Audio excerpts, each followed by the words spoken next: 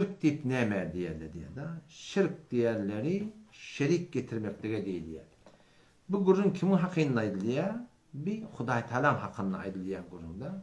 Ki şirk diyen bir günah var.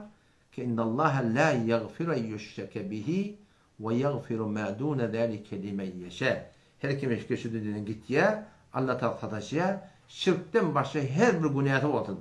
Bir namazçılık, bir tecabi, bir hecabi, hayatı bir yağdayı bolsun. Ola da günahlarken yönü her sebep Huday Teala'nın sadakatine öyle imanlı gidiptir şu adam.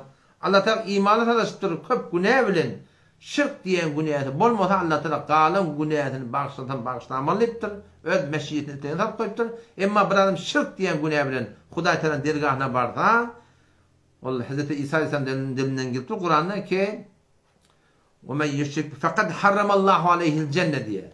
Her kimi ki Allah Teala şirk getirdi, şirk bilen Huday Teala'nın kapısına barda, imansız gidip de bu dünyadan gidenle Huday Teala'nın dergahına şirk diyen günah bilen barda, o Huday Teala'nın fakat harramallahu aleyhil cennet. Allah Teala şu müşrike, şu şirk bilen giden adama kullen cenneti kullen haram etti diye. O zaman şirkte iki form oluyor. Bir şirke asgar oluyor. O adam imandan çıkarmıyor da. Ha şirke asgar diye adam günahını imandan çıkarmıyor. Öyleyse ben şu gurun aydamda Türkmen ilarasında bir ulaqam bir velvelet Allah ki inelekem o ne yapar şirk oluyor imandan çıkarmaya falan değil. Şey Ustad Muhterem Ahmet Hangur Muhtatıyorum. Şagirdler var. Yani şunun kim gurun etli Müslüman doğum. İnelekem model şey Ahmet Hangur Muhtatıyorum. İnelekem öğret kitabı şey. İnelekem model şu öğret kitabı şey. Şu öğret kitabından şagirdler var okuyacak onu okuyordun. İnelekem ve şirku hava şirk diğerleri yon kasımı edem etibar mutallaka.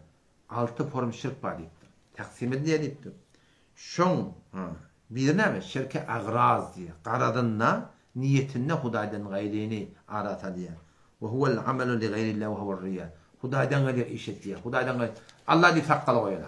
Allah di sadaka. Ad için, şöhret için, yeni bir sünnette ona da şirk değil diye yöne bir yadık koyup da takdirin koydu. Bu adamı ne evet diye biliyor musun? Bu adamı dinden, imandan, Müslüman doğan çıkarmaya deyipti biliyor musun? Şu turatını var akım. Rahim bir şirki ki insan imandan çıkarmıyor, bu da yok de var arada. Elbette o şirki ekber olsa, ya şirkidir ibadet olsa, şirkidir sıfat olsa, bulun Huday Teala'nın uluğun şirk, bir Allah Teala koruyorsun, insanı kullen dinden çıkarıyorlar. Ne yapalım o da? Şirkidir zat olsun. Allah Teala'dan başka yeni bir vacibul vücudi ba.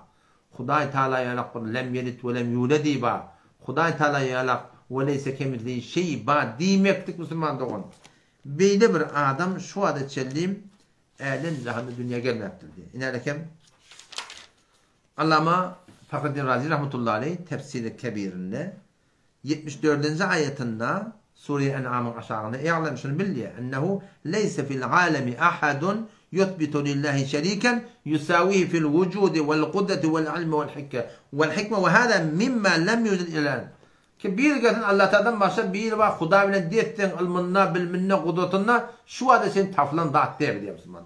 Bir yok dağıt ki başka bir kadın Huda bilen bir den dettence hemen dettence misin bir yok da Müslüman. Hem bot perestler dağıtla da Allah Teala'ya ki zati ve benam Allah Celle Celaluhu Halık-ı hesti şun kabul et yerler yine Huda Teala şirk getir yerler. Ne mende? Ya sıfatında şirk getir yerler ya ibadetinde şirk getir yerler.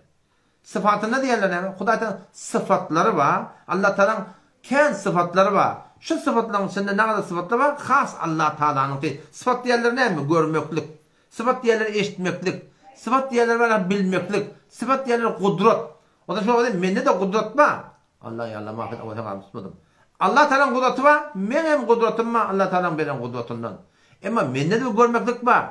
Allah Teala görmeklik var. Allah Teala görmek ne yapar mı? Allah Teala'nın görmekliği hem miradi görüptü. Hem miradi biliptü. Hem miradi eşitiptü. Hem miradi haberliler. O zaman şu Huday Teala'nın has sıfatlarından bir sıfat ne mi? Şu an kudret Allah Teala'nın has sıfatı de. Alım Allah Teala'nın has sıfatı de. Bilim Allah Teala'nın has sıfatı de. Ama bizde de alınma, bilinme, kudret var da. Ama has sıfatlar var. Şu sıfatı hassa da Huday Teala'nın gelip de şerik etmektir. Ne yapalım o da? Hem ekşin teteşit durmaklık. Bizde de eşitmek var. Ama bilmeden ne? hemme kişini tezini eşit durmaklık, hemme kişi görüp durmaklık, hemme kişi bilip durmaklık, her yerde hayya hazır nazır görüp duran bulmaklık, her yerde şahit bolup durmaklık. Şu kimin sıfatı? Şu Allah Teala'nın sıfatı. Odam gelip şu sıfatı bilen mahluka versen, başka bir yerde görüp duranma, eşitip duranma, her yerden çağırdığını tezini eşitiye, evliyana dağdını eşitiye, yine burada deyip ayta Müslüman doğun, şuna diyeler şirki bu huda, ve şi ol kamru buna kaçırıp. İnerken bu da, akıdan Kur'an-ı Öğüt kitabından okuyup vereyim.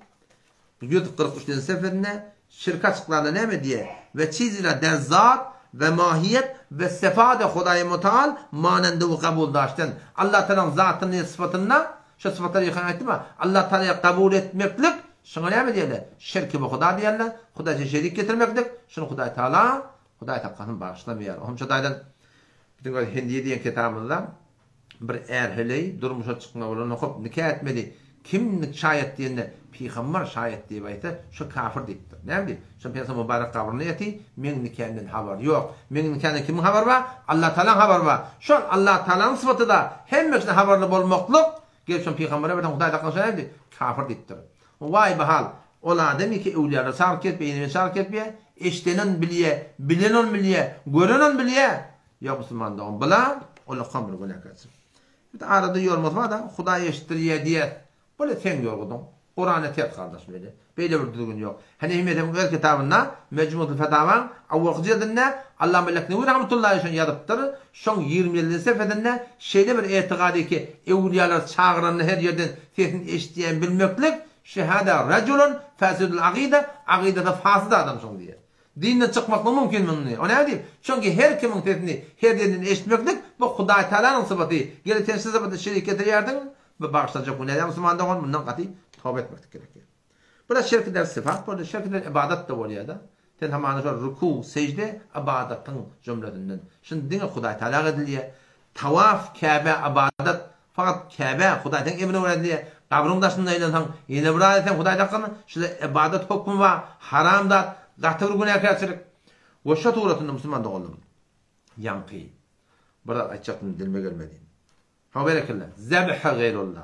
Padişah geldi, şehirde geldi, bağışlar geldi. Başlık geldi, onu koyun öldürsen, damak çalmaklık hem ibadet. Bunu sen onu öldürüyordun. Bu da Huday'ın şirki bu kadar. Böyle bağışlanacak bu neden? Otan şu daydan bundan katı tavuk etmek gerek yani. İnerken Şerh-i Akaide Nesefi ve Nebrasya'nın akide kitabı var. Şun ikisine de geldi. Fel muşrikul musaddik. Burada muşrik diye da. Hem musaddik tesdik etti. Nemen? Bi vücudu sani. Allah Teala'nın bağlılığına inanma. Ve sıfatihi. Allah'ın sıfatlarına iman var. Yani la yekunu mu'min illa bihasbillah. Yani imanın madiyen bilen, kabul ettiğin bilen ona iman deyip olmaya deyip de. O ne diyeyim? Li ihlali bit tevhid diye. Tevhidinne kemçilik getiriyor. Tevhid diyen adam birlemeklik. Zatınla, sıfatınla, ibadetınla. Sen yani dilimle la ilahe illallah Muhammed Resulullah diyordun. Ama tevhidinne kurun tapıyordun. Sıfatınne kurun tapıyordun. Sıfatı hasatınla. İbadetine göre Huday Teala'nın başını koşuyordun. Yani la ilahe illallah diyenin bilen amalın şirki bilen Müslüman doğan barcak caimi Huday hakikaten cehennemdir yani. Katı muhakkında Allah Teala'dan korkmak gerek.